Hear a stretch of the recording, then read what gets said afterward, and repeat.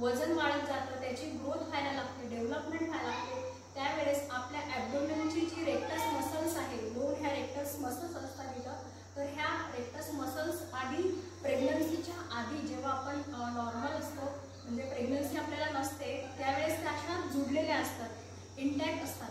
परंतु जेव्हा आपली प्रेग्नन्सी आपल्याला होते आणि बेबीची वाढ जशी महिनोन्महिने वाढत जाते त्याप्रमाणे ह्यामध्ये असा गॅप इथं पडत जातो, कारण मसल ह्या स्ट्रेच होत जातात, ॲब्डोमेनचं एक्सटेन्शन वाढते आणि त्यामुळे त्या मसल्स अशाच्या अशा राहून जातात. आणि ज्यानंतर आपली डिलिव्हरी होते तर त्यानंतर त्या मसल पुन्हा पूर्ववत होण्यासाठी वेळ हा लागत असतो, त्याची हिलिंग होणं गरजेचं असतं.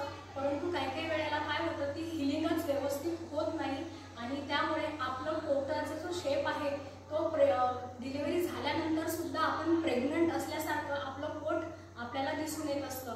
तर कधी कधी आपल्या बायकांना वाटते की हे मला फॅट जमा झालेलं आहे का, पण ॲक्च्युली हे असते रेक्टस मसल जी आहे ती हिलिंग न झाल्यामुळे त्या प्रकारे ते प्रोट्रुडिंग आपल्याला दिसत असतं.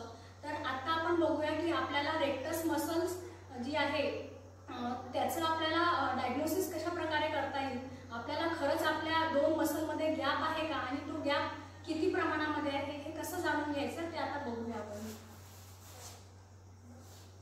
पाठीवर लेटायचं आहे या प्रकारे आणि त्यानंतर आपलं अंबिलिकस म्हणजे आपली जी नाभी आहे त्या नाभीच्या वर 4 बोटं 4 इंचेस वर आणि 4 इंचेस खाली ह्याप्रमाणे आपल्याला डिस्टन्स ठेवायचा आहे. ही बघा माझी अंबिलिकस आणि त्याच्यावर हे 4 फिंगर्स ठेवले आहे आणि ह्या पॉइंटला आपल्याला हे 2 फिंगर घेऊन आपल्याला इथं चेक करायचं आहे किती प्रमाणामध्ये गॅप आहे.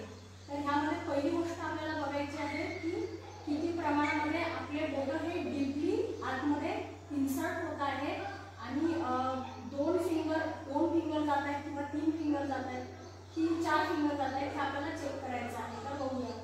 तर श्वास घेत आपल्याला वर यायचं आहे आणि चेक करायचं आहे.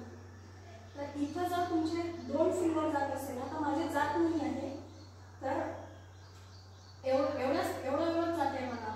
तर आता आपण खालचं चेक करूया. ह्या अंबिलिकसच्या खाली 4 फिंगर यायचे आणि ह्या पॉइंटला आपल्याला चेक करायचं आहे की आता मी उठल्यानंतर किती प्रमाणामध्ये फिंगर्स आतमध्ये जात आहेत.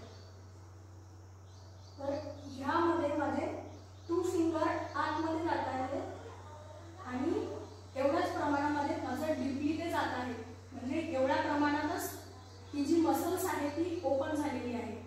तर ह्यासाठी आपल्याला काही व्यायाम करणे सुद्धा गरजेचं असतं आणि योग्य तो आहार सुद्धा घेणं गरजेचं असतं. तर तुम्हाला नेक्स्ट व्हिडिओमध्ये मी ह्याबद्दल कशा प्रकारचे आपण व्यायाम केले पाहिजे, ही डायस्टिक मसल जी आहे याचं हिलिंग होण्यासाठी कुठल्या प्रकारचे आपण व्यायाम केले पाहिजे आणि डाएट घेतला पाहिजे हे तुम्हाला मी शेअर करणार आहे.